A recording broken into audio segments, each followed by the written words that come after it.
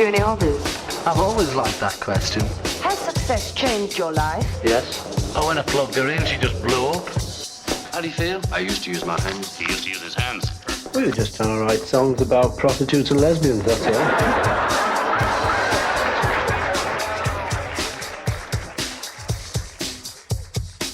Hey everyone, Sam here. Welcome back to Gear There and Everywhere. As always, I am joined by my co-hosts Ryan, Michael, Dom, and Paul. And today we have a very special guest, Kenneth Womack. Ken is an accomplished author, having written many books on the Beatle universe. His most recent book is Living the Beatles Legend, The Untold Story of Mal Evans, and it's a fantastic insight into the Beatle and post-Beatle years. Ken has also written books on many other subjects, including my personal favorite artist, Bruce Springsteen, which is actually how I first got to meet Ken at the American Music Honors event in 2023 at Monmouth University. Bruce was slotted to be there that year to introduce Stephen Van Zandt, but got COVID and had to do it via Zoom. But Ken isn't just a paperback writer. He is a professor at Monmouth, where he teaches courses on both Beatles and Springsteen. And it's fair to say that Ken is a Beatles archivist because he obtained Mal's complete diaries and has correspondence with the Evans family. I got to most recently catch up with Ken at this year's Beatle Fest in New York, and he was with Mal's daughter, Julie Evans. So it was pretty cool to see the two of them there. So thank you, Ken, for joining us. Thrilled to be here, Sam. So where should we kick it off, guys? So I'll certainly kick things off, and Ken, we're honored to have you here, but I have a funny story for you. I had a ticket to see Ringo 2 weeks ago in Philly, and he postponed due to illness, so I had a couple extra bucks back in my pocket. Knowing you would be on, I bought 8 of your damn books to prep for this episode. If you see a boost to your bank account, thank me and thank Ringo. I will, except I too was sad. I was going to see him the next night at Radio City Music Hall. I was too. I would have seen you there. Yeah, I hope we'll that Ringo's survive. getting better. Hope so too. I do too, and I hope we get to see that awesome band again. Should be great. Ken, have you seen Ringo before? Oh, many times, yeah. And my favorite part, and obviously I love when he sings, the classic songs that he was originally part of, but also I just can't get over watching him play drums on, like Africa or Rosanna or whatever. It's just so much fun because he's just getting into it. He's having fun. And it's an endless kick for me to watch him play behind those other greats. It's a great band, definitely. Absolutely. So Ken, for our listeners, is one of the most prolific Beatles scholars on the planet. He has written 15, count them, 15 books on the Beatles. And I practiced this. Let's see if I can do this. Wish me luck, guys. Reading the Beatles, Cultural Studies, Literary Criticism, and the Fab Four, Long and Winding Roads, The Evolving Artistry of the Beatles, The Cambridge Companion to the Beatles, The Beatles Encyclopedia, Everything Fab Four, New Critical Perspectives on the Beatles, Things We Said Today, The Beatles, Sgt. Pepper and the Summer of Love, Maximum Volume, The Life of Beatles producer George Martin, 1926 to 1966, Sound Pictures, The Life of George Martin, 1966 to 2016, Solid State, The Story of Abbey Road and the End of the Beatles, The Beatles in Context, John Lennon, 1980 The Last Days of His Life, Fandom in the Beatles, The Act You've Known for All These Years, All Things Must Pass Away, Harrison Clapton and Other Assorted Love Songs, Introducing the Beatles, Background and Resources, and Living the Beatles Legend, The Untold Story of Mal Evans. Jesus Christ, Ken. You are a prodigy, sir.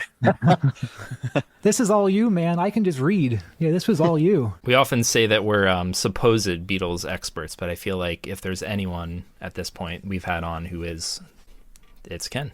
Well, I appreciate it. And of course, Beatles scholarship is a cast of many, and there are a lot of great folks out there, and I'm honored to be working with them and with you.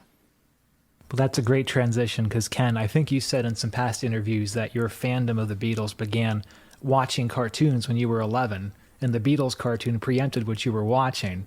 That sounds like the Beatles cartoons. Now, I know that may have happened to a lot of folks who then became Beatles fans, but not all of them wrote 15 damn books on the group. So I wanted to mention, can you speak in some detail about the evolution of your Beatles fandom, how it started from there and grew and grew and grew to the point that you decided, heck, I'm going to write a book about these guys? Really from the beginning, after the cartoon preempted my favorite show, and suddenly I'm watching Beatles cartoons, which were, pretty lamely produced, if we're honest about it.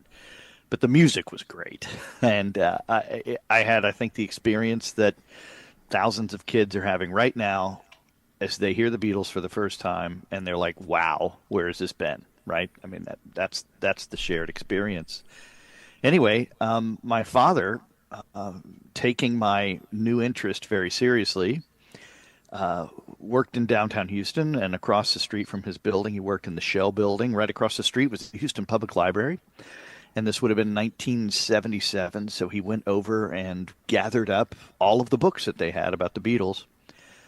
In those days, there were probably only five or six, and I think he brought home Twilight of the Gods, the Wilfred Mellers book. I was not ready for that. I don't know if I am yet. A bit too heavy. Yeah. Yeah, he brought home Mellers. He brought home the Walter Podrazik and Harry Castleman books. I think they had a couple. The Beatles lyrics book, right, was out at that point, and perhaps others. But anyway, suddenly he has me thinking about them in this kind of quasi-scholarly fashion. So I began to approach them that way, right? This was different than what I was hearing in top 40 radio, and which in Houston that time was KRBE. I think it was 104.5.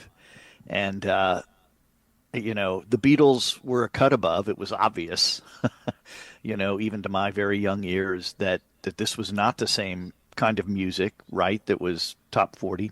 Even when it was George Harrison or McCartney or later Lennon, there was a difference.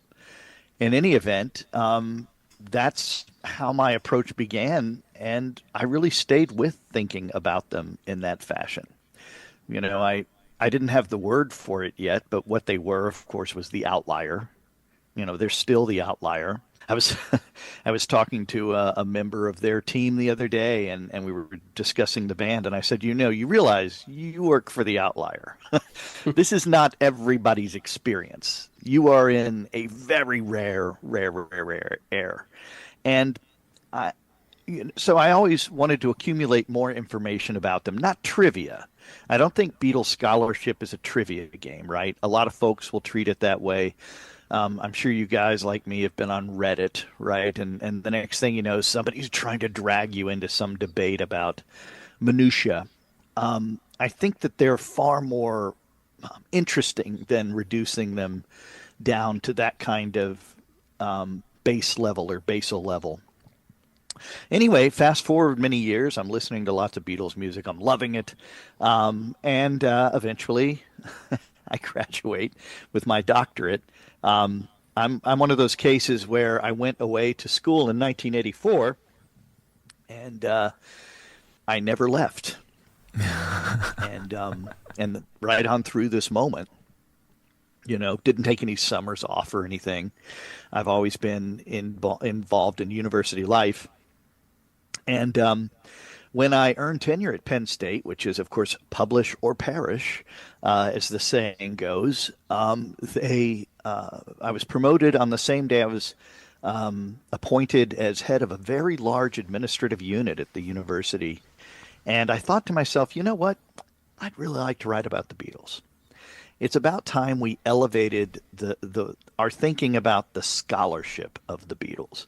And I felt empowered enough because I was taking on this huge administrative responsibility to do that. And I did exactly that. So then my goal, and I'm still involved in this quest to a certain degree, was to begin to create a scholarly acceptance for the Beatles. And how was that done? Well, it was done by having books like the Cambridge Companion to the Beatles, right? Cambridge University Press, one of the most oldest and most vaunted presses, or Oxford, who did Fandom and the Beatles, Cornell, who did Solid State. These are all very respected university and academic presses. And that was that I feel is my most important debt, or not debt, but maybe contribution to our field that we all share, is helping to elevate that scholarship. And, one last note on this.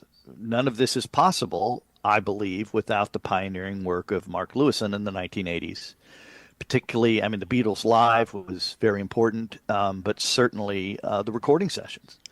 You know, these are still the kinds of books that I think any any popular music entity needs to have those kinds of works as their basis before you can begin to do serious scholarship. Mark gave us, as I've told him, you know, a place where everybody could begin and then build new ideas and new interpretations of the music based upon a shared set of knowledge and dates. Yeah, it's interesting for us because a lot of this whole thing is, with trying to decipher things is like through, Mark Lewison's books and through your stuff. It's a lot of like putting a puzzle together, especially in our, I guess, era of having all this video just available to us. There's just so much to decipher and a world of things to go after. You know, that's true and not true, right? Because, and we're discussing this challenge right now in my Beatles class at Monmouth University, and that is, they're one of the most photographed foursomes ever. Yeah. They were, when you get to 1964, there's a media lens that perhaps has never truly dissipated. Certainly doesn't have the same kind of intensity, but nevertheless, we've eminently documented them, and yet there are holes, right? I've got a hole in me pocket. All over Beatles scholarship where we don't know. And while Mal and his archives are starting to help us fill in those lacunae, whatever the proper pluralization is, there are still a lot of shadowy spaces where we can't quite fill everything in.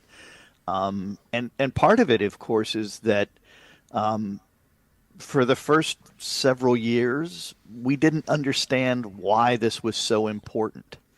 So we captured a lot of information, a lot of photographs, but of course we weren't always shining the camera in the right place. As you guys know, I mean, a lot of those early EMI recordings, right, if they didn't use them, they'd go over them. They'd recycle the tape. Or they'd throw away the acetates, those kind of things. When we now know just how valuable those early recordings are because they're iterations on the way to creating the, whatever the masterwork is going to be. Speaking of that, didn't we learn, I don't remember if it was at the last, well, maybe not the last Beatle Fest, but the one before that, Mark Lewison mentioned that Jeff Emmerich had some of those 1962 recordings. I can't remember if it's the June recordings. So I have spoken to some folks about those. Those would be the June 6, 1962 recordings, right? The last, the first and last time they would work with Pete Best at Abbey Road. And my understanding from talking to some of the folks at EMI is that these aren't going to be studio chatter. So sadly, there won't be that moment where George Harrison says, "I don't like your tie" to George Martin.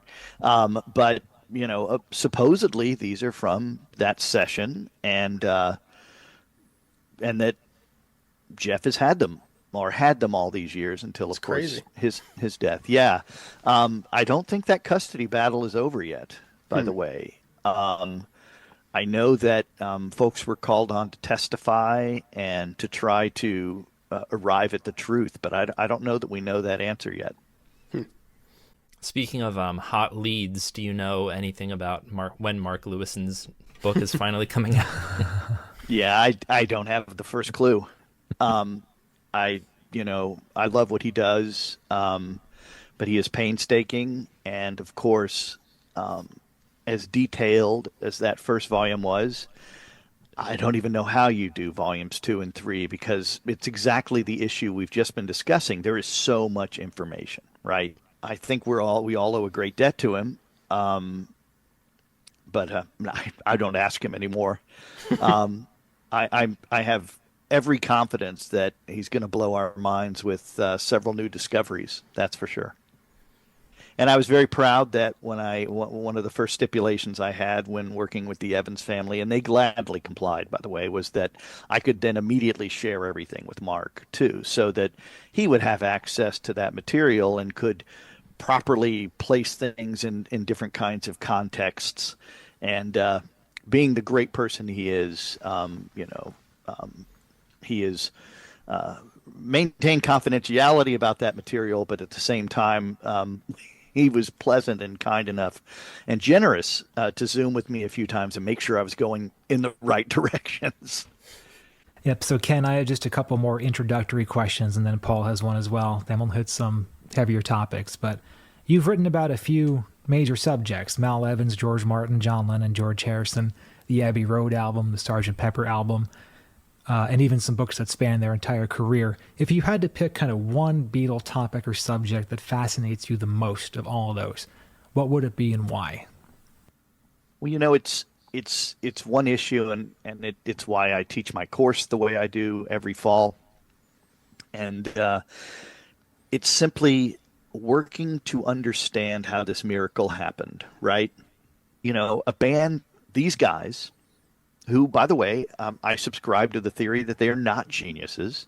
I don't believe they're gods or geniuses. I don't know that many people are, right? If you know people long enough, they tend to fail you, right, after a while, or let you down in some way. That these four guys from Liverpool, the backwaters of England, how they go from Love Me Do to the Abbey Road medley and create this journey that the world will have as long as we have ears and listen to music and enjoy it, is astounding, and the beauty of the class is it invites us every week as we go album to album to album. It's a 14-week semester. As we go album to album to album, you get to a certain point where you rightfully ask, how is this the same band? Right? How is the band that made, Ask Me Why, the same group that's going to make In My Life or Happiness is a Warm Gun? And yet we know it is. So if there's a genius to them, it's staying together and realizing that they were creating an art that was bigger than they were, right? And so while George Harrison would say there's a lot of ego in this band, right? There was, but it always had the limit until they couldn't sustain it anymore of letting the art breathe, right? And that's what keeps me coming back. That's my drive and interest, is trying to understand that. And it's wonderful in the educational environment because along the way, I remind them that they could be the outlier, the Beatles were six guys: John, Paul, George, Ringo, George Martin, right, as we know, who's a faker with his fake accent from the wrong side of the tracks, Brian Epstein, whose lifestyle is illegal in 1964. And these six guys come along sideways, mind you. They don't go through the ranks, and they push over an entire industry that did not want to change, right? Where A&R guys and bosses with cigar chomping bosses called all the shots, and they pushed the whole thing over. That's magnificent, right? I mean, it's a reminder that you too, while knowing you'll probably fall short, they're the outlier, but you too, you students out there, can dream big, and why the hell not, right? And imagine a new art and dedicate yourself to it and throw yourself headlong into it, because of course there's nothing more fulfilling in life than when you're working, as Paul liked to say, on heat, right? When you're just into it. I mean, that drive, that's why we write novels. I love a novel. When I'm writing a novel, I'm in that world, right? You hate to come out of it. And that's what drives me about the Beatles, is being able to share that story. Even if I didn't write another book, which is, always possible. Even if I didn't write another book, I love going back to that place with the students. And it's one of the only stories that you could say is like, dense or denser than Tolkien. There's so many characters that all interweave, and they all, it's crazy the little secrets you find all over the place. Sure, and it's real, right? I mean, the first slide I have after we go over the syllabus, I have the video the Super 8 footage that I guess Linda McCartney took on August 22nd, 1969. We look at that and I say, this is a true story because it breaks your heart, right? I mean, one guy is murdered. He's 40, which is nothing. He's barely 40. I mean, it's astounding. Another guy is going to die of an overdose, right, and not know how the story ends up. Another will die very young of cancer. Friendships will be torn asunder, and because of the horrible nature of murder, they'll never be able to make those connections right again. I mean, it's a heartbreaker. Yeah, so crazy. Ken, in this kind of odyssey you've had and you've undertaken to kind of understand each element of this, as you said, kind of the greatest story ever told, you've been lucky to interview a lot of heavy hitters in the Beatles world face to face, or at least spoken to them. Jeff Emerick, Pete Best, Pattie Boyd, Michael Lindsay Hogg, May Pang, Klaus Foreman, George Martin's son, Mal's basically entire family, his sisters, his son Gary and daughter Julie. I know you can't really pick one favorite, but do you have any interview subject that was most fascinating to you, someone who you loved talking to the most? Well, the commonality that I think is useful among most of these folks, and particularly with this Mal Evans project, is how many of these people, these subjects, were inventing their job, right? I mean, we would just 9 times out of 10, the conversation would end up, there really wasn't a model for how to do music publishing and rock and roll. There really wasn't a union for roadies. There wasn't, any expectation about how you do things. And of course, as you know, when it goes to the Beatles, there were 2 guys, right? There were more than 2 guys in the entourage, but Brian wasn't lifting amps. So,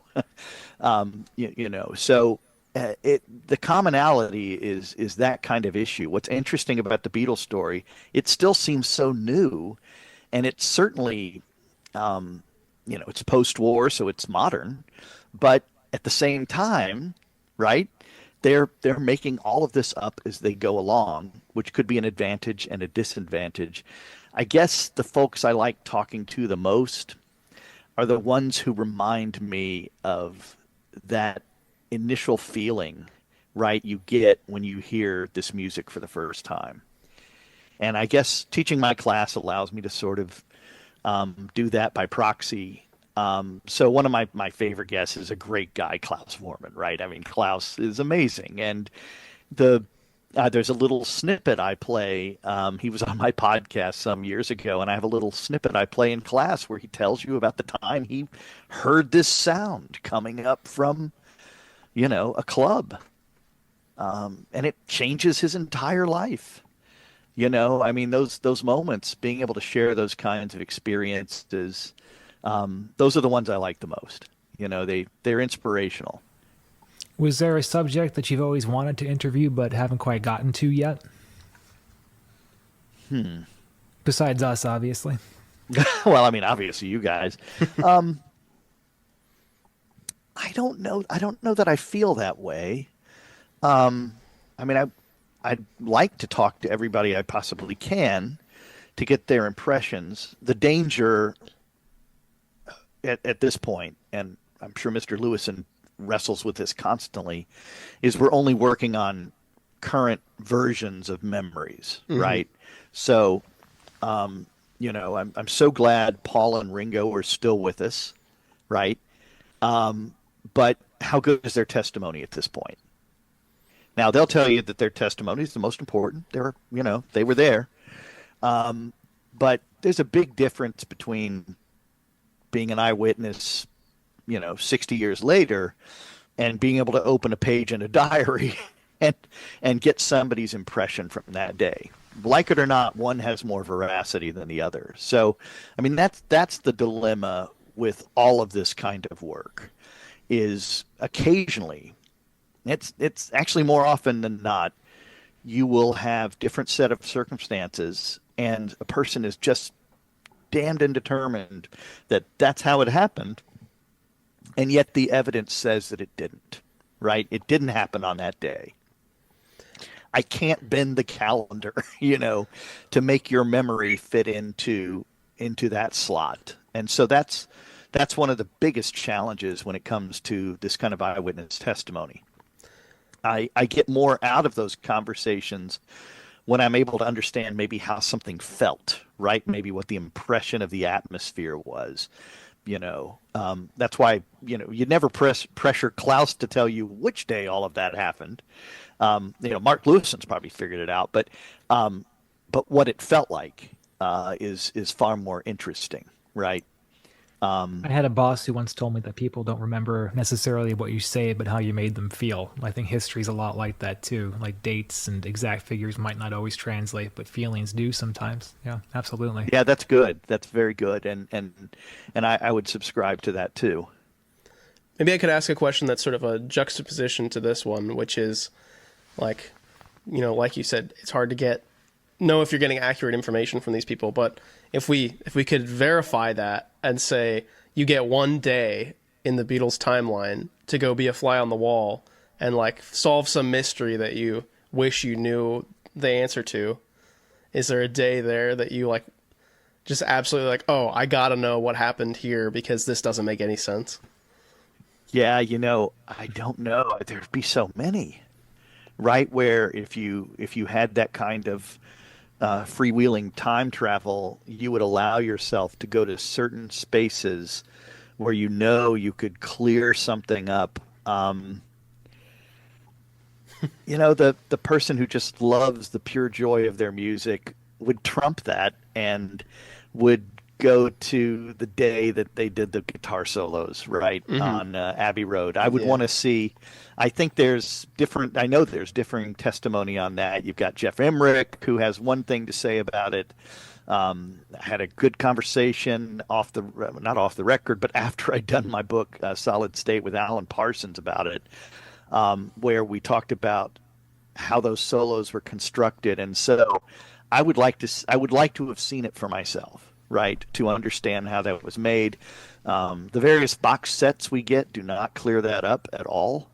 If there is an outtake, it's never been circulated, right, from those sessions. And for the gearheads out there, you have Paul and John on their casinos on the solos too, which may be controversial. I think our commenters may have some things to say about that. They can if they want. I'm pretty sure I'm right. Now, of course, I'm basing part of my theorizing in this regard on the work of Walter Everett, who, when he studied each of the tracks, would go and play the solos on different guitars that the Beatles had in their arsenal, so he could kind of understand the different sounds that were being created. But you know what? Until Paul circulated some photos from the Let It Be session, the last session in January 1970, I would have told you that, George was playing which guitar would it have been? The Gibson SG? Les Paul or the Telly? Or... Yeah, on those solos, and he wasn't. We also never thought the Rickenbacker bass was in the Get Back sessions, and then it shows up in the damn movie, just sitting right. Wasn't that wonderful? That was awesome. And to hear that the nut was cut wrong. And so I'm watching that, and I have my computer always, and I immediately go to the diaries and Mal's letters and receipts, and I find where Paul has told Mal that when they get it fixed, he needs to ship it to his father's house called Rembrandt in Liverpool. Wow. That's cool. So I can tell you, not now, but when Mal gets the guitar fixed, when he gets the repairs done so they can use it again. Ken, seeing that you have some guitars in your background, and of course we're Gear There and Everywhere, tell us a little bit about that Texan and that casino that you have, or any other guitars. Well, there's a terrible Squire over here that Mr. Bon Jovi signed for me. Is not worth mentioning, other than it's nice that it has a signature. That's my second Texan. My first was a beautiful vintage guitar. It was stolen. Our house was burgled, It's a long, horrible story. I also lost a casino. In that You're in good that company. Yeah. yeah, it was horrible. But I replaced it, and this one's just fine. It's a higher end model, obviously not vintage. And the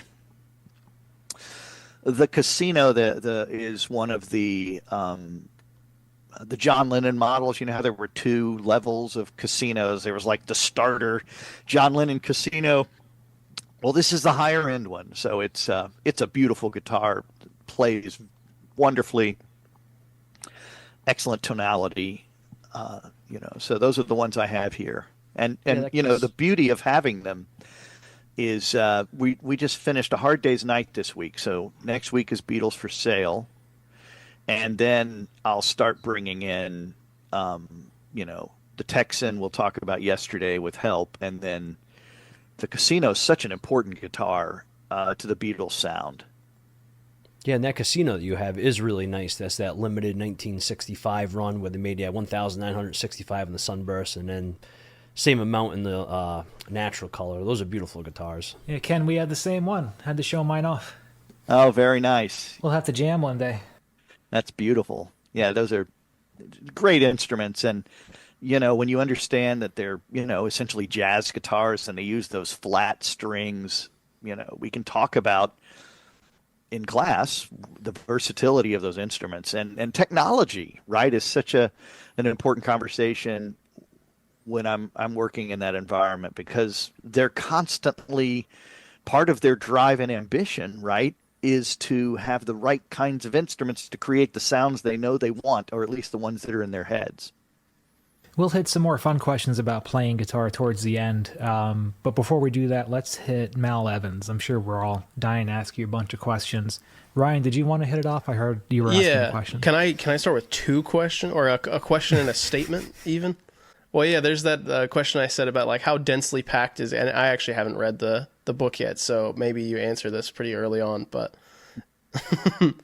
but yeah, how densely packed, like how much info do you actually have? How far back does it go? So the way to think about Mal's diaries is that he is a really busy guy, right?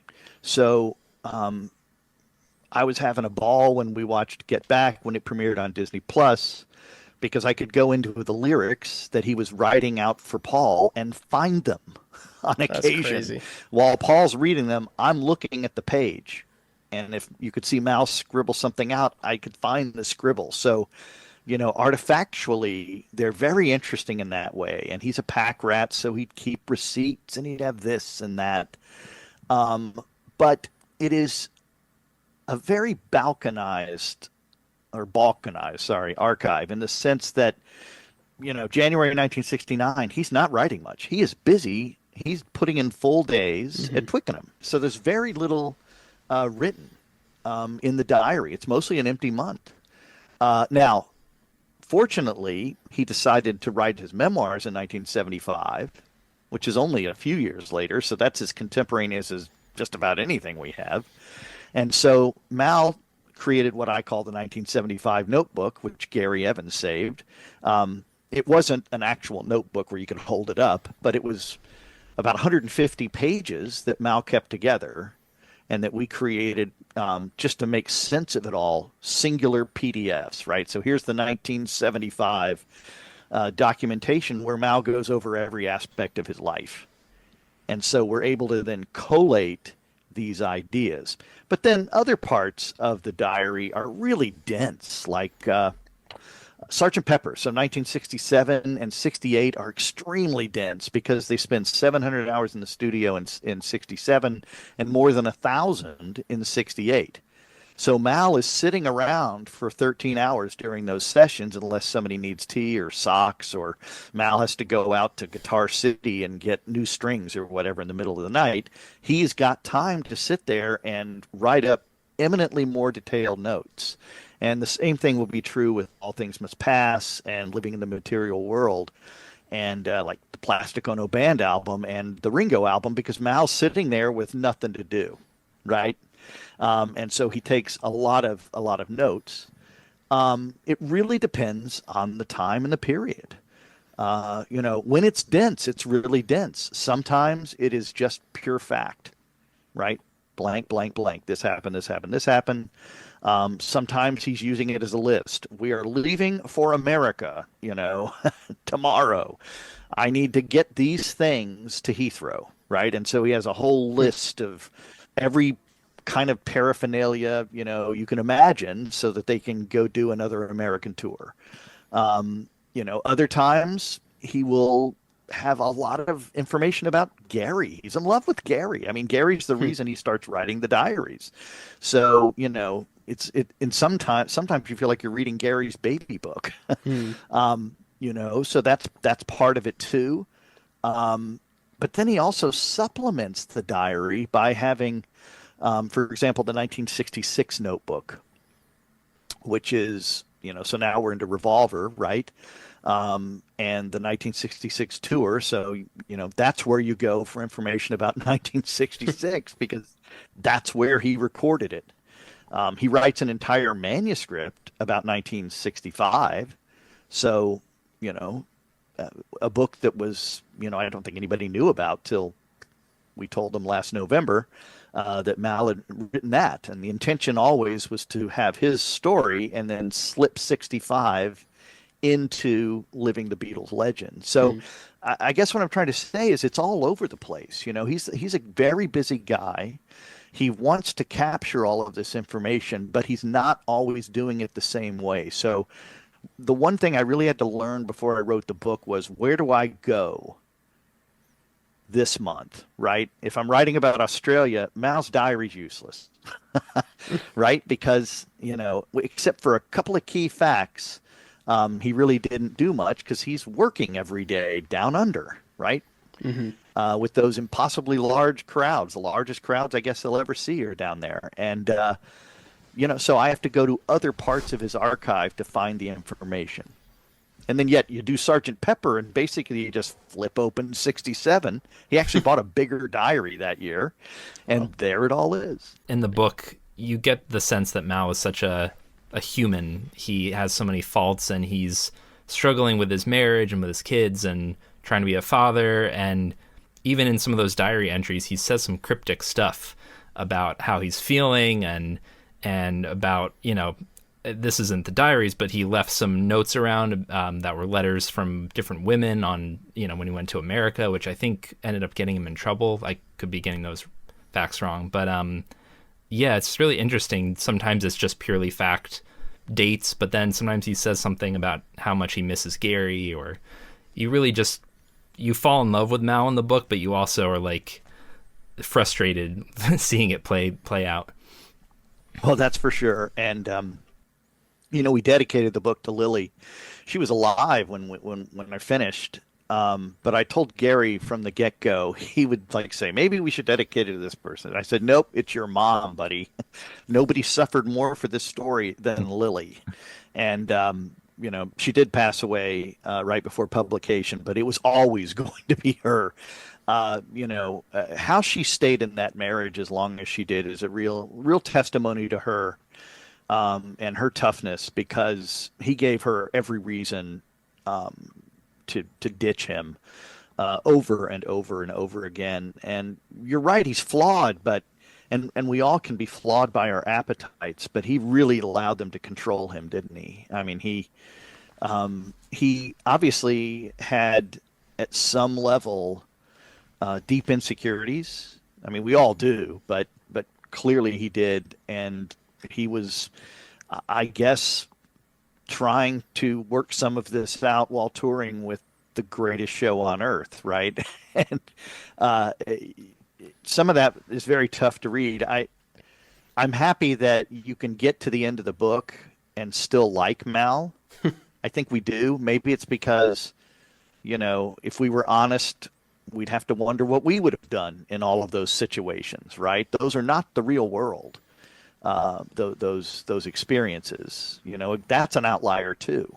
And there's perhaps maybe other people to be more frustrated at by that point.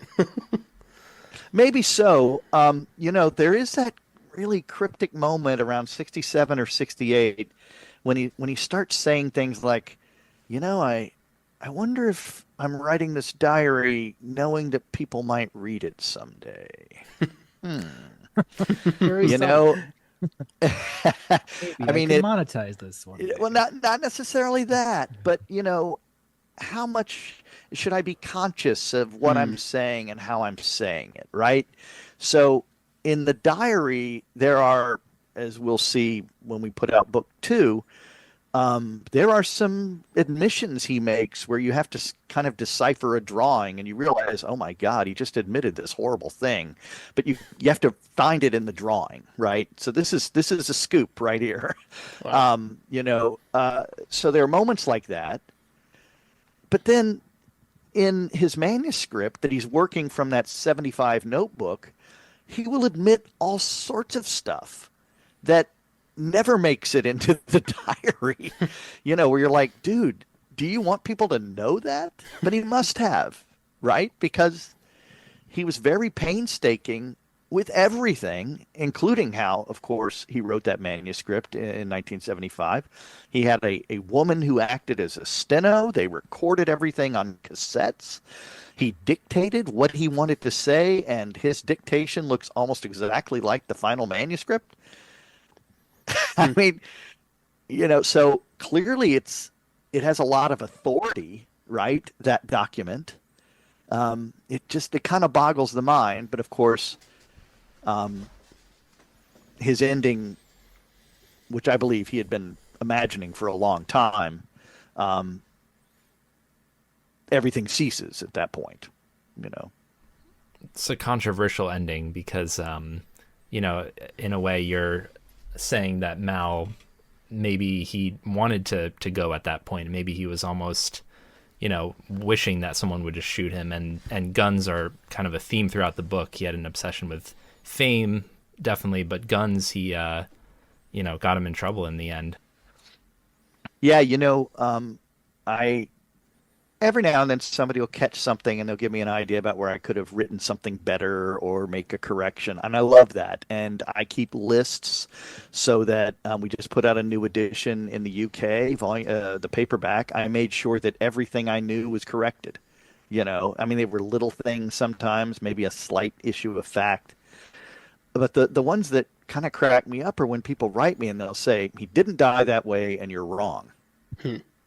Were you there? It's like, Well, we've all wanted to believe that there's no way Mao would have died that way. It must have been the police. It must have been mistaken identity.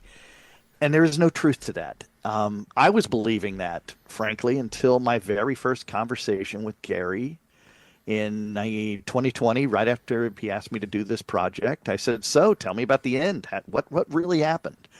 And he said it was suicide by cop. And I thought, wow, you're so sure of that. But I did the work. I went and Mal writes a suicide note in the form of a will the night before.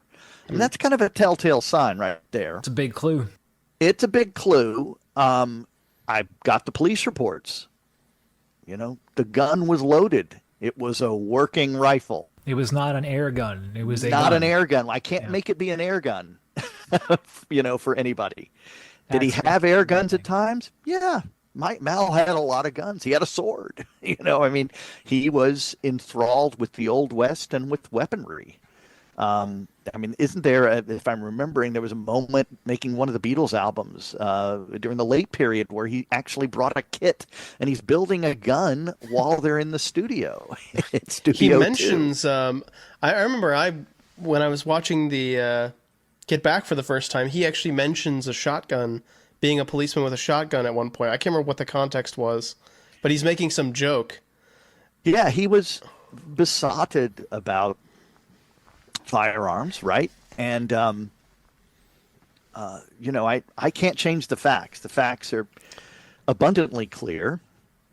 Our most important eyewitness, in addition to the police, right, to whom he said, you're going to have to shoot me to take this gun away, essentially, is Fran, his girlfriend, and Fran's abundantly clear too. They're just there isn't a lot of fuzziness, but we all become inured to what we want to believe so badly that we don't like seeing something contradictory in print. Surely it can't be. Mal was such a nice guy, but the facts are what they are. I mean, it's also reported that he was, stoned out of his mind on that last day, which was January 4th, 1976. I keep waiting for somebody to go into Wikipedia land and fix that. That was the date of the story in the news was January 5th. He died on the 4th, and he was sober.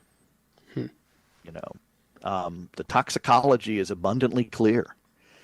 The night before, when he wrote the last will and testament, he was a god-awful mess. He had some Valium in his system.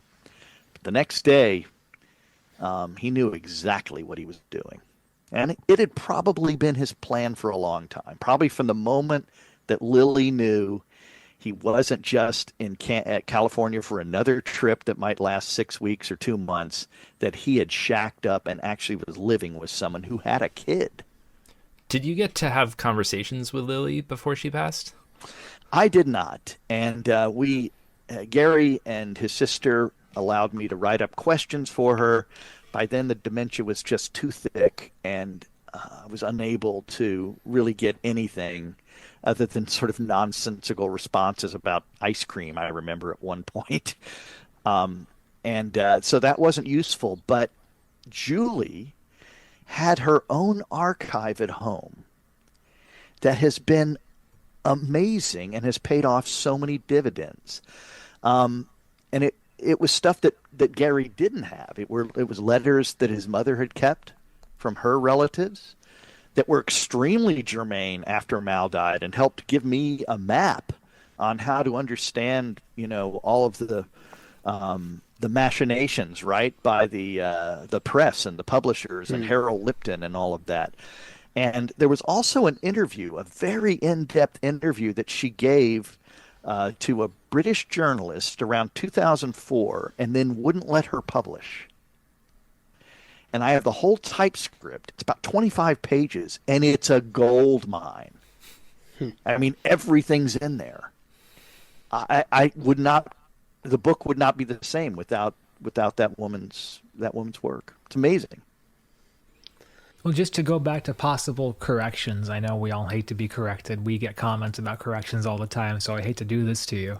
But with respect to the Mal book, our own Paul has discovered something about a subject you write about, which is a lost guitar that fell off the back of the Beatles truck. Paul, do you want to give your discovery to the team? Well, yeah, ever since now, of course, we found Paul McCartney's cavern bass that showed up. In Mal Evans' diary as well, there was that part where Paul McCartney's tuning peg broke on his Hofner bass, and they had to use a tuning key from George Harrison's guitar that was destroyed on the road to replace that.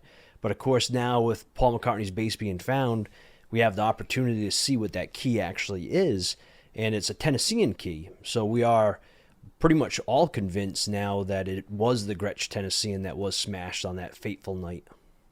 And take that, Ken. There's a photo from December 1965 where you can see that tuner is on there, like right after. So we know that didn't get changed. Sessions too. Yeah, in the Get Back footage, you can see the Tennessean key. And we know it's specifically anymore, the Tennessean tuners actually changed the year after George's model, so it has to be a 63 or That's 62. Beautiful. Yeah. Hey, if you could just make a paragraph of notes on that, I'll make sure you get credit, and I will correct it in the next volume. There you go, Paul. He's got a whole video go, on Paul. it already. There you go. That's dynamite. That's wonderful.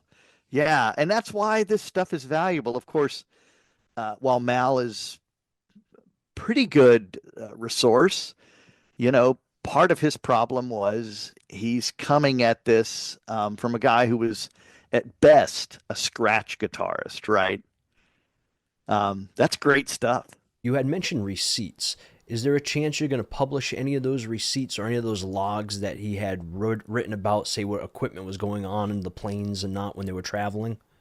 Oh, yeah. Those are in the diaries, and the plan is to publish the diaries so that people can read them for themselves and go down their own rabbit holes. Oh, that's awesome. So all the receipts and everything? If I have them, they'll be in there. Oh, that's awesome. Great. That's a thing where, again, it's not going to be consistent. I mean, there's a wonderful section where Mal has all the receipts for the van. I think it's the Commer. So it would have been the Commer because that was after the Thames van. And, there it all is. And I got a tip early on from Mr. Lewison that I needed to keep track of license plate numbers. And that's been helpful. That way you could figure out, which means of conveyance are we using at a certain time, because they won't always be the same. Well, that was part of the book, like, Mal's knowledge of fixing up cars and vans actually gave him the job in the Beatles. So it was valuable. What? That's right. There is no doubt that when after the windscreen incident, when he returned the van to the Casbah, when he drove it back to Neil's place, when Neil came out later and saw that the windscreen was fixed, that was big. I mean, it's the worst winter storm in history. He's been up all night driving the boys back to Liverpool, and he still gets the damn windshield fixed. Wow. There's that scene in Get Back when Paul asks him for an anvil. Mal, we should get a hammer. And an anvil. See you later. And the next cut, he's hitting a damn anvil.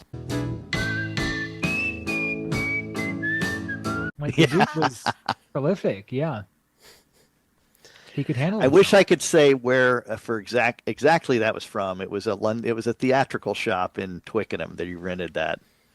And I do know he got in trouble because he didn't take it back. So it must have been sitting there at Twickenham, and he had to drive back and get it later and haul it over to the place where they rented it. There's a lot of shenanigans with Mal. It seems the Beatles got him into shenanigans. There was one specific gear-related moment in the book that I wanted to talk about. In 1970, I believe, January, you talk about when McCartney was making his first album. The guy from Sound City came over to Cavendish and brought over a bunch of guitars for Paul to try out, and that was really interesting because I think the Firebird was among those guitars, which you see later on in the Ram sessions, but we hadn't known that Paul had it as early as a year before that. But what was really touching was that Mal and Paul had a weird, awkward friendship at that point, and it seemed like Mal was so excited that Paul had asked him back to help with the making of that album. Yeah, he adored McCartney so much, and I think that's partially why Mal just gets so hurt, right? When Paul has to distance himself because he can't keep using Mal if he's saying publicly, I want to sue to end the partnership. Well, part of the benefit of the partnership is Mal and Neil. So, yeah, there's that kind of clandestine bit in there. That was a complete piece of luck that I got that guy. And that he had that to share. It was, as a person told me that another person knew that this guy knew something about Mal. Oh, so it was testimony from the Sound City guy that? Oh, yeah, no, it was the salesman. Yeah, directly. Who went over to Cavendish Avenue and said, because Mal wanted him to show Paul an array of instrument choices. I don't think it's the first time Mal had done that. It's just one time when I had really direct testimony about it. I'd forgotten about that. That's really cool. I love that moment. Yeah, we're all dying to read the next book because if there's receipts for like when they got the Sonic Blue Strats, that will help us piece together, like information that we have been looking for. So yeah, I was just thinking similarly. Oh, sorry, Paul. What's up? I was going to say, even the smallest little bit of receipt that could be just so pointless. I'm sure it could be so big to one of us. But go on, Ryan. Yeah, the example I was going to give was, I'm curious if there's anything in there about the Black Strat getting acquired around the 65 Christmas tour. I don't think I have anything on that. I've been asked that before. Huh. I get a lot of questions. I got a lot of questions about the lost Hofner and the Rick and some other things. But I don't know that we have the answer to that. That's an interesting one. Well, I think we did, I think, what was it? Oh, yeah, we were able to prove that the Sonic Blue is not the Black Strat because there's a quote from John's cousin when he got the Gretsch from John in 67 that he wanted to take his Sonic Blue. So it was still Sonic Blue in 67, so the Black Strat is something else. You guys are working on an incredible level. I'm impressed. Have you had Andy Babuke on? No, We need him on. Oh, Need him Andy's on. such a good guy. Yeah, I can put you in touch. Andy's wonderful, and he's. You guys might have to do like a 10-parter with him. Oh, that'd be great. We have to kidnap him. That's right. And all of his guitars. So, for the sake of time, I'd like to just ask you straight off, Ken, would you identify maybe 2 or 3 main contributions George Martin made to the Beatles' sound on their records? And maybe just to kick it off while you think about your answer, I do have a clip. I compiled the Beatles' use of the vari-speed technique that you write quite a bit about in your books. So folks listening can know it's basically a simple trick. You slow down the track by 50%. You then record a piano or vocal part. Then when the record is played normal speed, it sounds sped up, which has a really neat effect on the piano.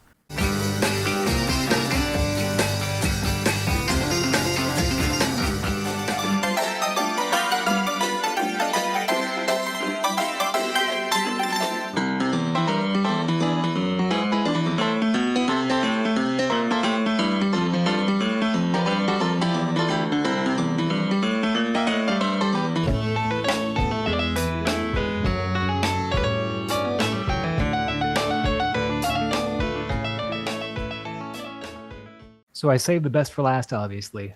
But can you speak to whether you believe that is one of the top 2 or 3 contributions George Martin made, or maybe there are others we aren't focusing on as much? I mean, I would think it. Technically, it's going to be one of the top 2 or 3. I think he creates. I think more importantly, those are wonderful sounds, and he, of course, makes all that possible. Played most of it, except for the parts that were doubled by a Beatle. I think the most important thing he does is he creates the conditions for the band. He isn't a traditional producer, right? I mean, he's an outsider too, and not that they would have known that initially, right? But he wants to make his name. His ambition is so deep. He has changed his whole life to make it. And here he is 12 years into his career. And while he has had some success, he hasn't made what he believes is the big move yet. Right? You have that really telling moment at the end of 1961, around the time the Beatles are meeting Brian Epstein. George Martin is in a restaurant with his girlfriend and one of his assistants, and they're celebrating his first #1 song by a trad jazz band. I mean, he should have been thrilled, but he wasn't, because it was like, this is not how I wanted this to be. He wanted a watershed act. He wanted to be like Norrie Paramore, and it just hadn't happened. And the beauty about the Beatles and then his contribution to them is that they had to earn their way into his heart. And Mr. Lewison isolated that wonderful November 1963 meeting where essentially George Martin says, I'm in. I didn't like Love Me Do, but you played me, please me at the wrong speed, but then you fixed it, damn it. And he goes all in with those guys. And he creates these conditions that aren't the kind of standard experience they would have had if Mike Smith at Decca had been their producer. It would have been in and out every time. Come in, record your song, get out of here. Mike Smith was not going to do the wind-up piano.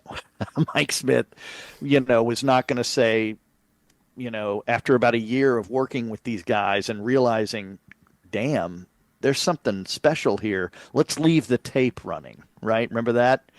I think the most important thing George does is he creates conditions that nobody else would have created for them. I mean, that's part of the miracle of the Beatles, is that they end up with this guy, right? Who didn't even really want them. They were from Liverpool. He wanted nothing to do with Liverpool. His whole goal in life was to be London and, fashion the kind of accent that would be accepted. So I #1 for me, for him, is creating those conditions. And they ran with it, right? You talk to other people at the studio. Ken Townsend is really great on this. he said, actually to my students, we went on an Abbey Road field trip with him, and he said, you got to remember, we didn't even really know their names until like 1965. He said, I knew who Paul was because the one eye seemed to always be higher than the other. He said, but I didn't know we didn't know that it was going to matter. And then it did, right? And it's never stopped mattering. So it was, George Martin's ideas about sound pictures and how you create imagery in the mind, part of which he had developed while working with Peter Sellers and those guys, right? Trying to bring comedy to life in a studio environment. There could not have been a better match. I think it's the conditions that he creates. I mean, that's part of how you get from me to you to Happiness is a Warm Gun. In what universe does the same band do that? It's also amazing how fateful it was that it happened, because you describe in great detail George Martin dressing down the Beatles after that first session for their horrible equipment, the way they dressed, their vocals, and he's actually feeling pretty sorry for them. And of course, then George says that famous line back to George Martin. Dom, do you have the impression ready? Yeah. What's that famous line? I don't like your tie. There it is. It's magnificent. And of course, what a ballsy thing to say to this. Well, to someone you've really only met one time. Someone who's like it's really 6'2" naval officer, imposing as shit. And That's George right. Harrison's like, what, 17 years old, 19 years old? Right. And remember, thanks, we know all the Beatles are not tall, despite what the propaganda that Brian would create. And he must have seemed like he was 100 years old. He was 36 when they met him. That posh accent. Yeah. He's a man with a job. I'm quoting Seinfeld. Remember when George Costanza said, those are men with jobs, Jerry? He's a man with a job. And they're coming from, the shipbuilding town where people are on the dole. I mean, it was ballsy, but it worked, right? Because George loved it. There's a wonderful tweet that Giles sent out a few years ago at Christmas time of his dad, telling the story of the Beatles to his granddaughter, who's like 4. And it is darling. First of all, you can sort of hear the Cockney accent because George is very old at this point and isn't doing the work to sustain the cut glass, London voice. And but it's wonderful because he said, I just loved them. I didn't care for their music, but I thought if I like them this much, maybe somebody else will. And of course, that's part of the equation too. It was actually, I wanted to ask you about a scene in Get Back that Sam and I have always found very striking, where the Beatles are having a circular at a conference. I think it's about the rooftop show, just talking about the rooftop. And George Martin walks up to the circle and starts offering suggestions. And Paul goes like, I'm talking to him, not you, George. It's up to you, really, because we've given you deadlines already. Yeah, well, that's why I'm talking to John, not you. And yeah, that was rough. Right. It's like, this is their father figure, their mentor, the one who shaped their music and made it as successful as it was. Did you react the same way when you saw that scene? I mean, I knew it had happened. And it was Mr. Lewison again, before I started writing these books, we're going back a ways now, 10 years or something, but who said you need to really beef up on what the relationship was and how it got there, right? So when I would ask folks questions, I would say, what was George's demeanor working with the Beatles around this point? And that's how I came to understand that he was standing back a little bit, right? He was sitting back on the couch in the Studio 2 control room and not up at the desk, and why he was sort of retreating. Well, he didn't retreat far enough, did he? Or I guess another way to read that, and we all have our flaws. We talked about Mal's. I mean, part of the challenge for George Martin is, his own agency. And I mean that in both senses of the word, the ability that he has to do what he wants to do when he wants to do it, but he also has air. He literally has his own company. And, I'm sure he felt perfectly right about going on that 3-week vacation. He quit the Beatles, right, in a way, and leaving Chris Thomas in charge. And Chris, of course, was surprised that he didn't really tell them that he was going off on vacation. he kind of wanted to see if they would miss him. Well, they probably did, but what he did was he screwed up by not being there when they made the videos for Hey Jude and Revolution. It's a good lesson. I tell my students this too. You vote with your feet, right? When they were making Yellow Submarine, you guys probably remember this. George couldn't make one of the sessions. He and Jeff Emmerich went to my God, was it Ferry Cross the Mersey, the film premiere, I think, and so he wasn't there. And he had Judy sit in in the control room. He had his own people there on site. And remember how mad he was when Dick Lester was in the studio when they made A Hard Day's Night. I mean, we know that schism never healed because, as George said, I was included out of the Help project, right? Ken Thorne did that score. But anyway, he had lost the plot of that very important philosophy as his, and he wasn't on scene when they created the idea for the Get Back project, right? That happened with Michael Lindsay Hogg. I mean, it's just an interesting miscalculation. And yet, of course, as we know, he often shows up for, he may not have been the producer of record, but he often shows up, right, at Twickenham and certainly at Apple Studios. He's right there in Get Back, right? He's right. And you know why, don't you? They needed a father figure to help make, No, because every time he's there, and he must have taken pleasure in this, not to mention compensation, he could invoice EMI. Who he no longer worked for, right? That's right. So my favorite scene is when he's sitting there thumbing through the paper. George Martin, Mr. Elegance, is on the floor in his suit with the newspaper on what had to have been the world's most disgusting carpet. And he's flipping through like the Times or something, right? Playing the shaker on Dig It, like he's getting paid for that. Part of the beauty of that micro story inside of all of these stories is they do work it out, right? And they do, 100%. In the nick of time, get to make Abbey Road together. Yeah, exactly. Yeah, Paul calls George Martin, says, "We want you back producing our final album." I actually just finished your second George Martin book, and Paul, in his eulogy or his statement on George Martin's death, calls him the fifth Beatle. And Paul is famously not good at talking about his co-workers' passings, as we all know. A drag, isn't it? So yeah, there's no real higher tribute than that from Paul McCartney. Yeah, he got that one right.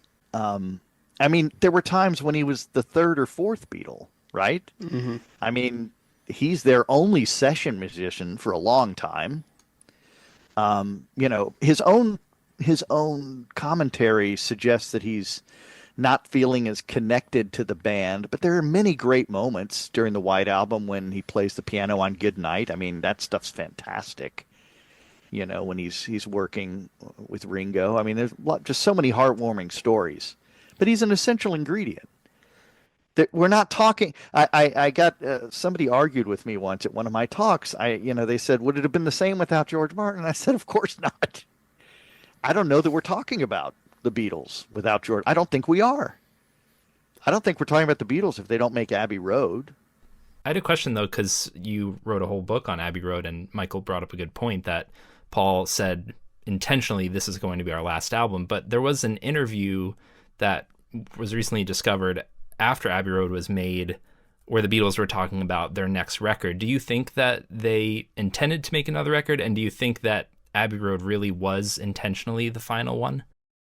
I think a lot of that is that kind of ex post facto. I mean, it's the fact that it's the final one. So we always have to wrestle with that. But there's also that sort of ex post facto belief in fate, right? That this was fated to be the last one. It didn't have to be. We now, I've heard most of the tape from, their penultimate meeting, where they're trying to imagine how they'll make the record. We have lots of testimony for the next 2 or 3 years where George Harrison especially is like, yeah, I'd go right back in the studio. I think it's been enough time. We know John Lennon on several occasions, right, would rethink his decision to not be in that group. I mean, it was very important to him. And it didn't have to be the last record. I don't think there must have been part of them that was like, well, maybe we won't be doing this anymore, right? Sort of like when you're in a relationship, right? And you're thinking, I mean, how many more Christmases will will there be, before we finally throw in the towel on this thing? What we got here is a dead relationship, um, it was going to happen. And it was also 1969. Rock bands at that point, nobody thought you'd be doing something like this at 30 or 40, or Paul at 82 playing last night, right, in South America. I mean, nobody thought that was going to be a thing. Playing the final Beatles song Now and Then, which no one thought would be a thing. Yeah, I mean, it's just kind of, it's endlessly fascinating, these stories, but they also remind us about truisms about life, right? Well, speaking about endlessly fascinating stories, I have to transition to John for a second. Before we end today, I had to ask you about this story. You have at least 3, if not 5, Rickenbacker 325 fans in this chat. We just did an episode on that guitar. And of course, all of us want the story to be true, which is that during the Walking on Thin Ice session, John Lennon broke out his Rickenbacker 325, the 58, and played it on his final track. Now, in your book, you have a very specific quote and a very specific memory of Jack Douglas actually working the Bigsby tailpiece on that guitar. So I guess, sir, first of all, I have to ask you, how confident are you that that actually happened?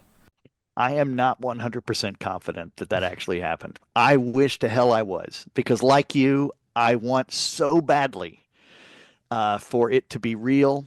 I've talked to people now, and I continue to work this mystery, by the way. This is one of those that my ears always open about. I've asked Jack that more than once. Okay, we talked about it. I did a staged interview with him and Tom Frangione. We both asked him questions about making Double Fantasy at the fest one year. But I kept coming back to that one, and I don't recall the quote, but finally Jack just said, "Yes, it was the Capri." I'm like, okay. I guess I'll stop grilling you on this one. There was nothing more to say. It was either my second or third pass at him, and then there were all the times he'd said it in print, right? And Jack is just wonderful. He's one of the great ones. But he's like all of us. He gets older, right? So maybe he's sentimental too. The reason why I'm mostly sure is because of his description about working the tailpice. That's a very why vivid memory, right? That's vivid, and I've spoken to people who knew about the different guitars that were in the Dakota, what he took to the Hit Factory, and then what he took later to the record plant. So we know that it's there, it's in the mix. It had been repaired. It was broken for a long time. Is it May Pang who traveled with it? That was one of her assignments. She brought it back to when they got that. So, I feel reasonably certain about the custody. And there is a little bit of not confusion, but there is confirmation that Rick Nielsen saw a Rickenbacker 325, but it could have been the Miami. But there is also an additional detail that you have in your book that I read your salon story on our 325 episode, but in your book, there's an additional really fascinating line that I have to ask you about. Oh, no. In the last few... Get ready for this. In the last few months, with the concept of a spring tour gathering steam, John planned to restore the guitar to the jet black coloring that had wowed fans on The Ed Sullivan Show in February 1964. So what that implies is John was planning to restore the guitar to black. Now, that might sound minor to Joe Schmo, but to us, I mean, that means the world to us. Is that something that you think is possible that happened, or maybe just a Beatles fan's wet dream? I mean, I didn't put anything in there that I couldn't cite, right? I mean, that's part of scholarship. If I can't cite it, if I can't attach it to something, then it's not real. Right. So, in other words, the implication is we've got the sanded off version that he's playing on Walking on Thin Ice, right? Which is his 58, right? Yeah, right, At exactly. that time, it was sanded down. Yeah. Right, exactly. So, fortunately, and some of this isn't mine to disclose, but fortunately, the folks who had been involved in the very early stages of the One World, One People tour, I think that's what it was going to be called, right? Had knowledge about what was going on to prepare for that in terms of what the stage setup would look like. You know, John had even made a few remarks about what songs. Didn't he joke about, I think I'll do She Loves You and I Won't Hold Your Hand, Right. you know, et cetera, et cetera. And I'll dedicate them to Yoko. And, you know, he was going to have fun tweaking people. Right. What an amazing thing if we'd been able to go to those shows. Exactly. It's a real I bummer. tell you, you talk about heartbreak on so many levels. You know, number one for his family, of course, but you know the album was, I think it just arrived in the top 10 when he was killed. Yeah, And there's a great section about the early reviews in your book too. Before he was killed, it's really neat to see how it was received before the right, assassination. and imagine in that alternative universe that absolutely does not exist, right? Where John, we get to have the Rolling Stone issue hit the newsstands without the filter of assassination, right? I mean, I remember when that came to my house, and I was like, I had to go up and just sit with it for a while because it was so heartbreaking. I mean, that Christmas, I'll never forget. You'd hear Happy Christmas, War is Over, a song that always was this herald of the holiday season. And now it was like stabbing me in the heart every time. It has these overtones right now that you didn't hear before, and of sadness. And imagine if that issue had hit the newsstand, right? And it got to maximum controversy. That would have sold 500,000 albums by itself. And then the announcement that he was going to go on tour, he would have had his natural number one album. It just, it's really sad. Yeah. it hurts. Also, I mean, because you know how much he wanted that. And we're all nursing the tragedy as Beatles fans of what could have been and what was taken away from us. And additionally, it's heartbreaking. In your book, you write that John was under oath in November of 1980 and said under oath, "We have plans for a Beatles reunion concert." Obviously, it could have been said as a legal tactic. It may have been stalling. It may have been whatever. But to have those words actually said, to have eyewitness reports of the Black Rickenbacker in the studio, us Beatles fans, like, it's almost like fan fiction. Yeah, it is. And that's where we have to be so careful, right? And that's what I said. If I can't cite it, and I try to go with, you know, the pros, the people who are best at something. So, you know, if I'm talking about John Lennon in the solo years, I want to know what Chip Mattinger has to say. You know, I want to know if I'm looking in those early concerts, I want to check Beatles Live, you know, Mark's book. You just have to make sure you trust the sources, or those great those two massive books by is it Chuck Gunderson, right? Some Fun Tonight. Mm-hmm. You know, those are important references that, you know, I feel like I've always got to tangle with first before I start suggesting anything. And I guess that's why for me, and maybe for you guys too, while I was excited, I got to hear now and then, long before a lot of folks at a listening session in the city. Name dropper. Yeah, that's why can't I stop that?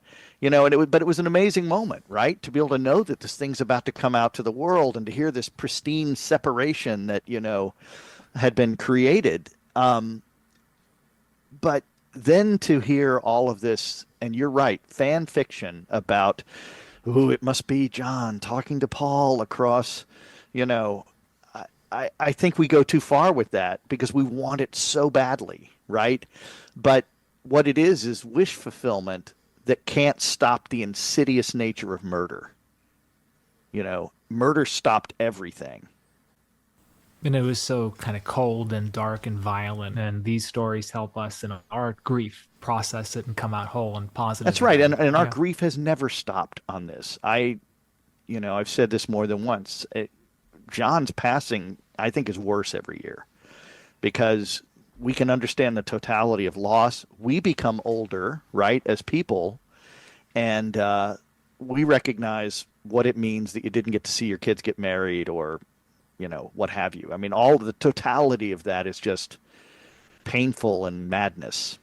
I was just going to mention, this is striking to me, our last guest, Mark Benson, has been playing John in the tribute band for 40 years.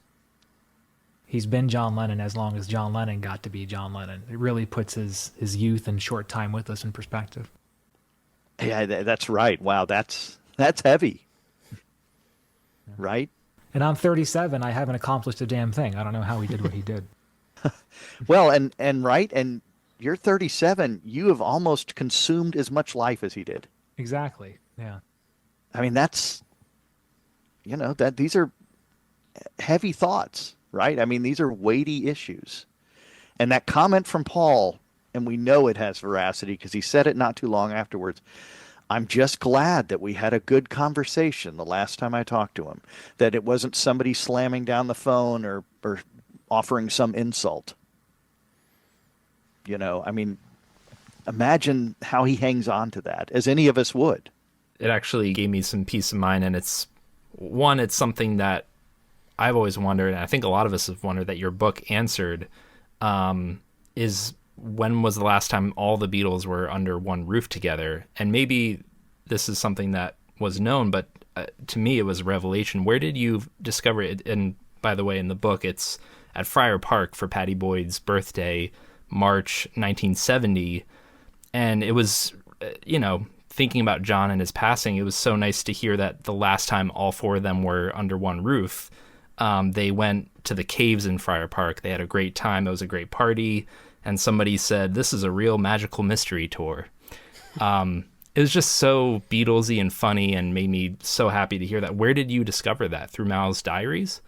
Oh, no. So, no, Mal is silent on that, although from everything I can tell, he had to have been there.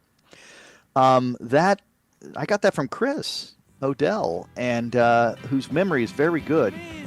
Now, she's a truth teller, though. She will tell you she didn't see them necessarily together. It was a big party. People came and went. At that point, Friar Park was a very uncomfortable place to be.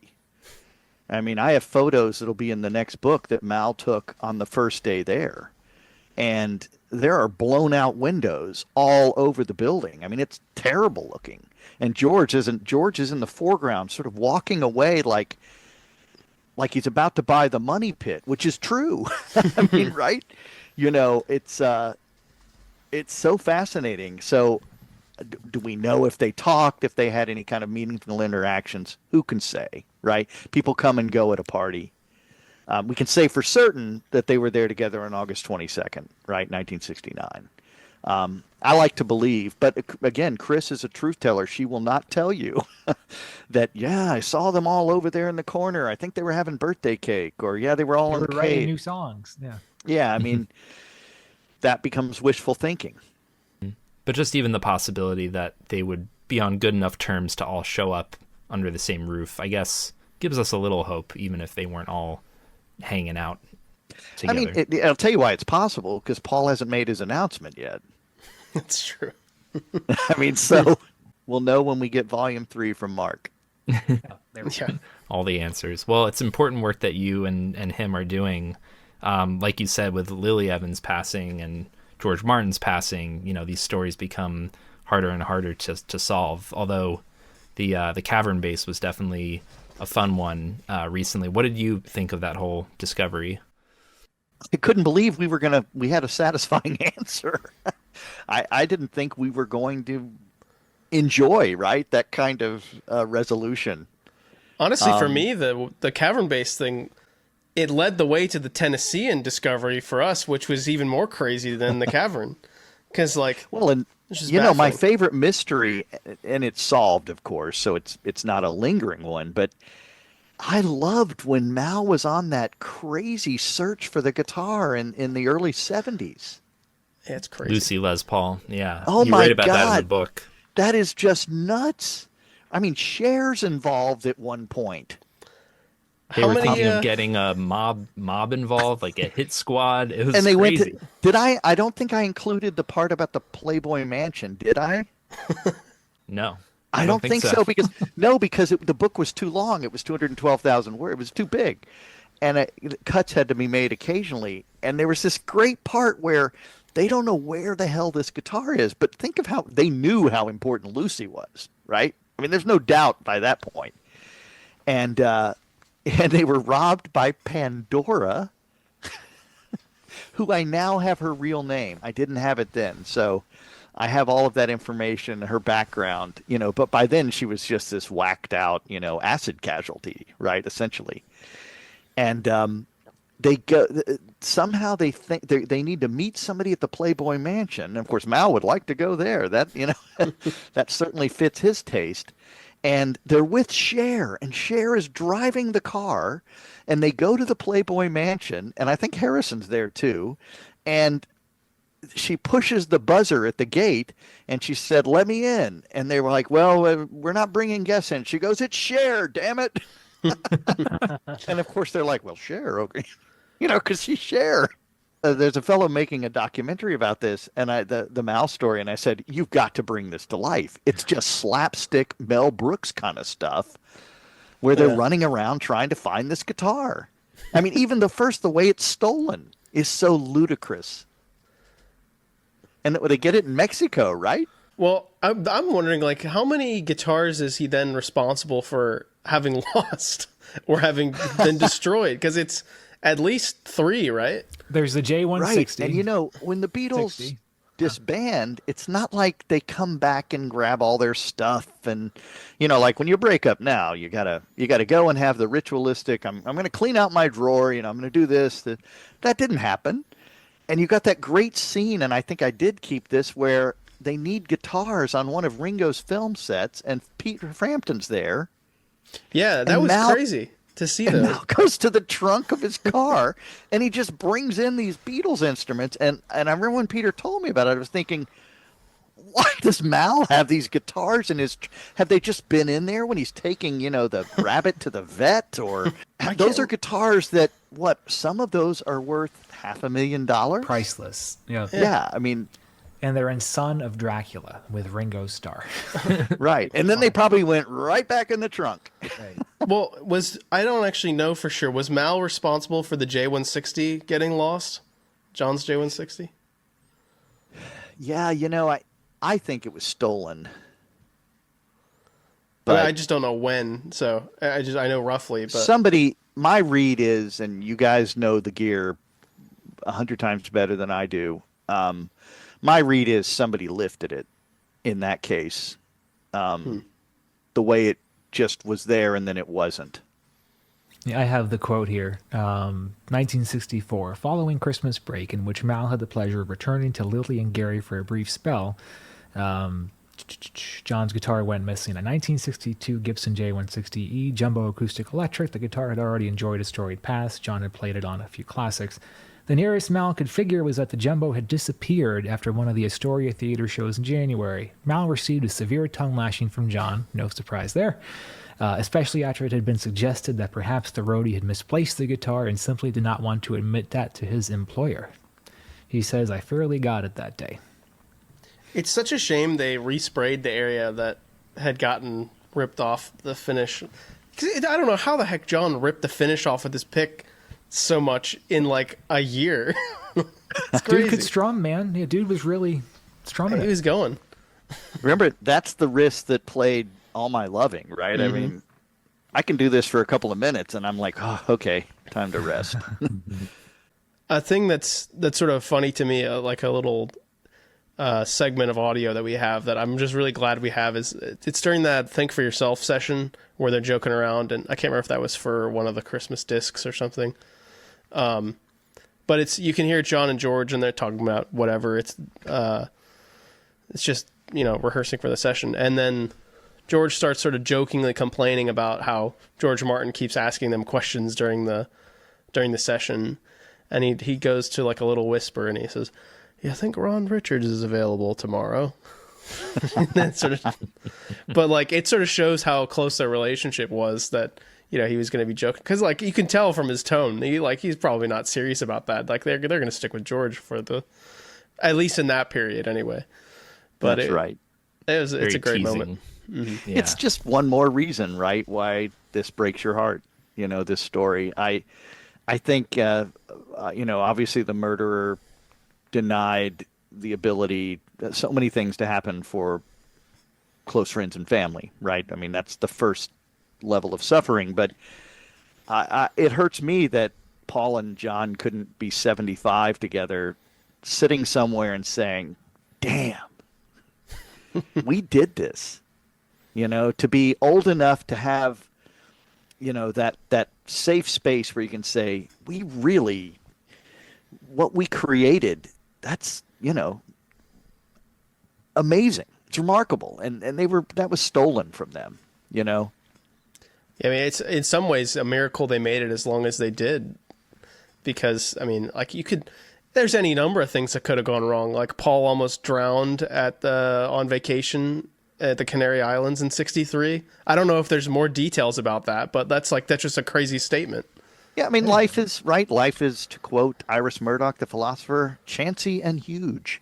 All sorts of things could happen. But, the life expectancy being what it is, John and Paul should have had that moment to reflect, right? And I hate that they didn't get that.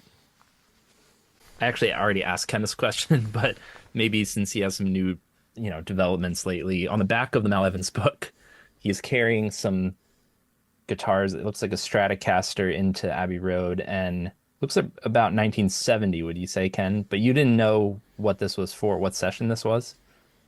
No, I didn't. And we owe the entire discovery of this photo to Chip Mattinger.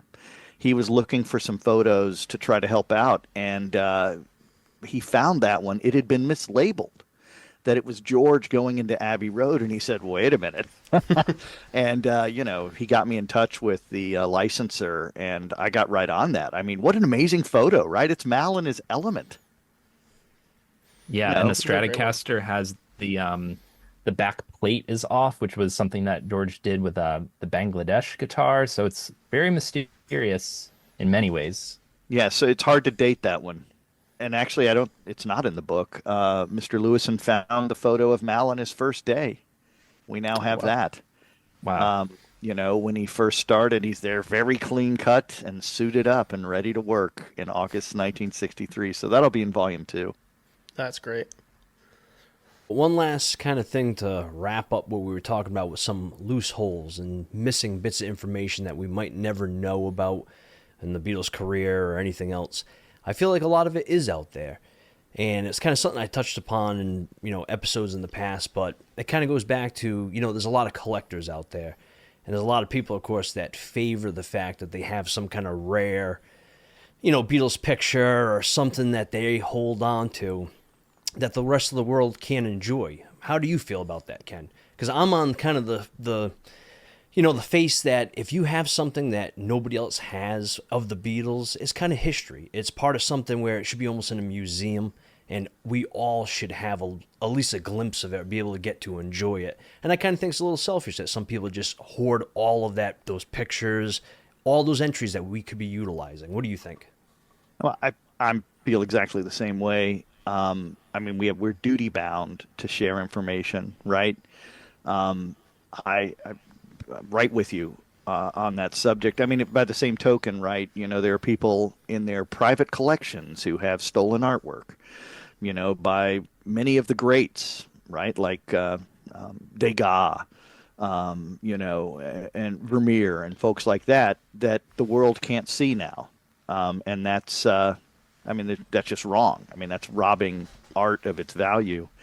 And in the case of what you're describing, anything that would help us to understand the art object, which is the entire Beatles career, more fluently, has value, has historical value. And so the fact that we're not privy to it, I think it's pretty god awful, right? That people would operate that way. But undoubtedly, you're right. That there are documents out there that would shed important light that are being held close to the vest. And I couldn't agree more.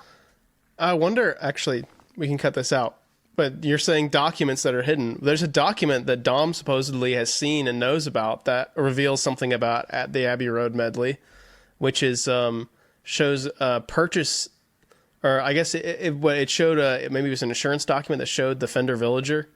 It was an invoice. Invoice. It was an invoice from Fender when they got all their equipment, the Rosewood Telecaster, all the amps. That's the 12-string acoustic on Polythene Pam? And the Fender Villager, yeah. And it's not documented anywhere else, but sometime we should talk with you and see if you got Saw anything. It once, yeah. It disappeared from the internet. Well, that's interesting. Yeah.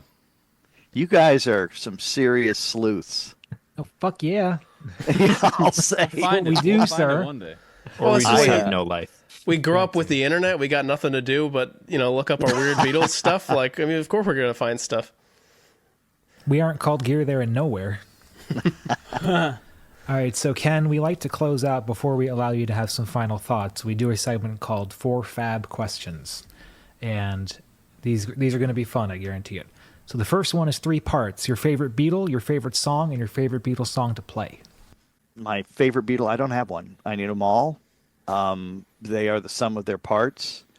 They were always the sum of their parts, and missing any one of those elements later, we can tell exactly what the result of that is from their solo careers, right?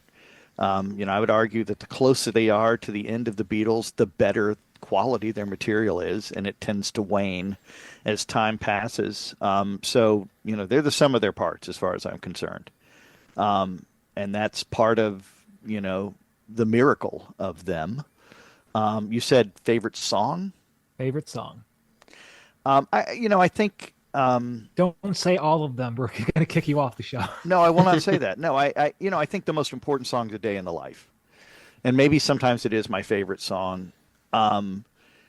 It changes the entire, the world of music after that. Leonard Bernstein, lauds it.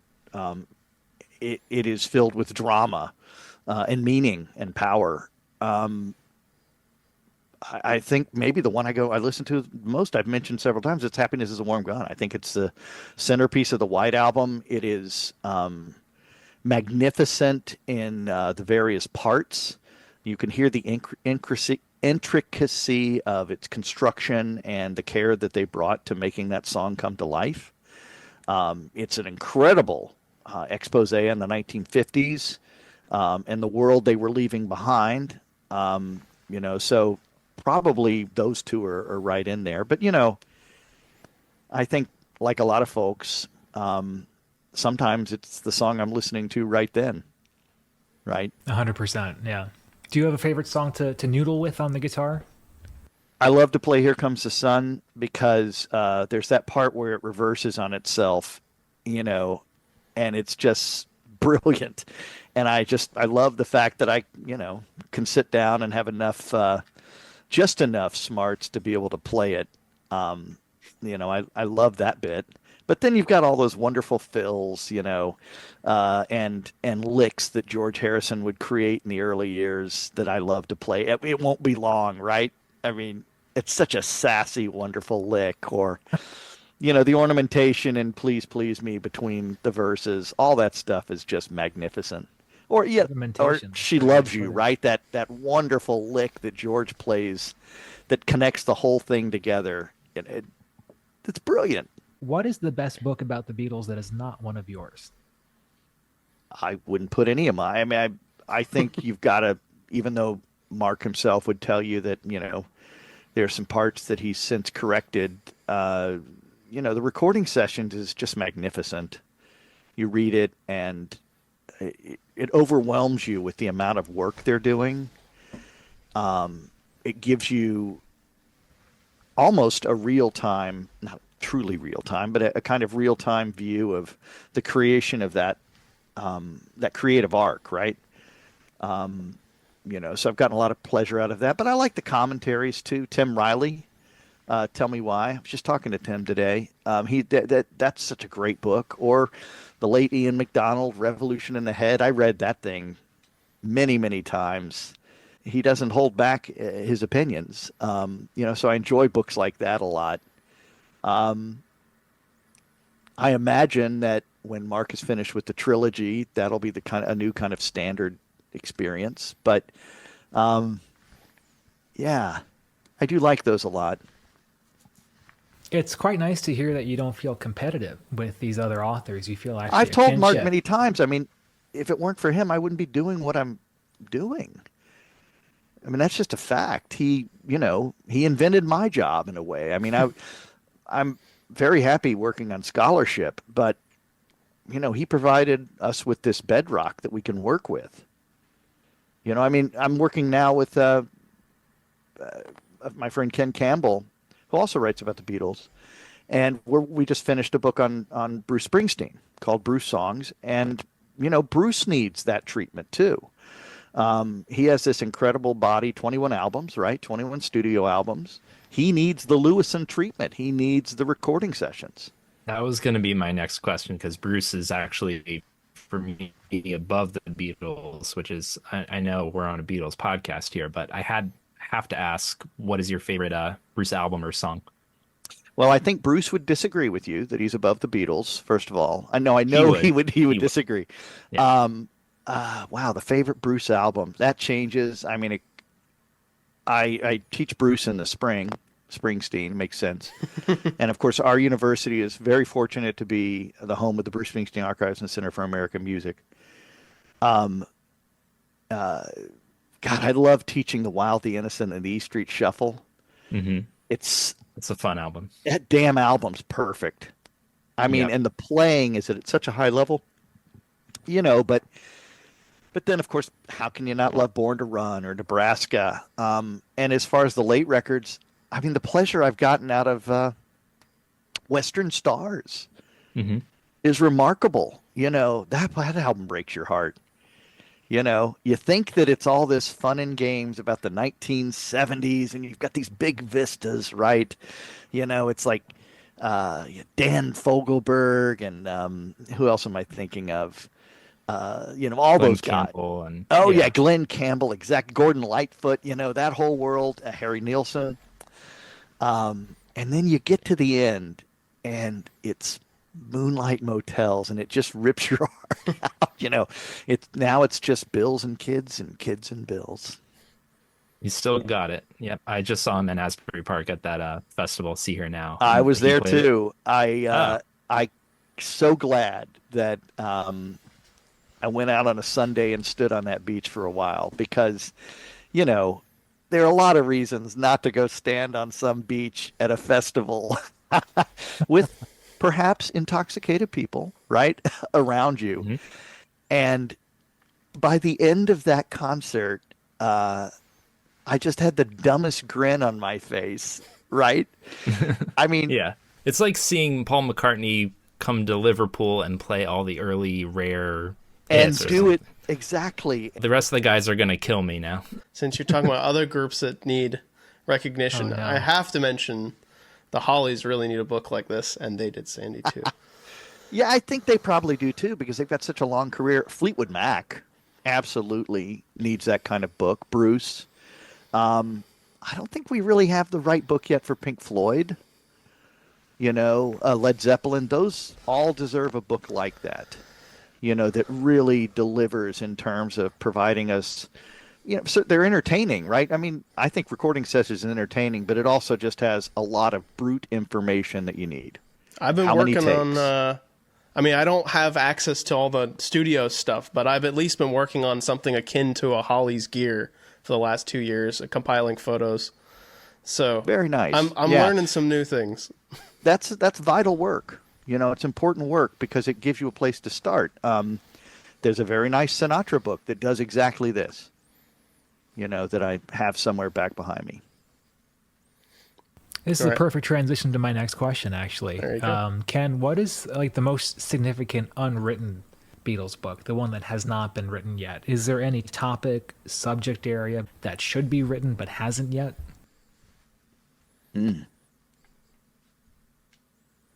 Well, I don't feel equipped to answer that until we get Volume 2 and Volume 3 from Mr. Lewison, because I think what he's going to reveal, and I know his goal is to create the lasting word on the subject, but I think what he will actually do is open the can of worms of a lot of micro stories that, of course, he won't have time to go into because he's got to cover the basics.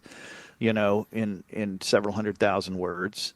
I think it's going to open up a lot of micro stories where it asks us to reconsider relationships and to understand the why behind decisions that people made. It's going to create a lot of work. So I almost have to postpone that question in a way. A book that will be very valuable to people is about to come out, and that is the second volume of Alan Kozin and Adrian Sinclair.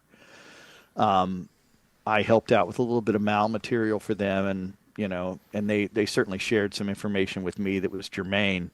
And I think they're gonna blow the lid off a couple of issues involving relationships in this, that some folks will not like, because and I'm going to borrow your phrase, right? Because of a need for fan fiction and sentimentality, they wish were otherwise.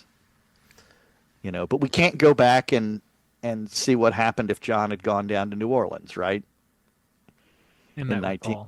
Yeah, we can't. It didn't happen. Only imagine, right? Yeah. So I'm not sure what that book is yet.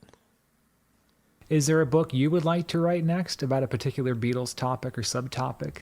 Something that's been on your mind or percolating that you'd like to do next? Or is 15 enough? Because it should be.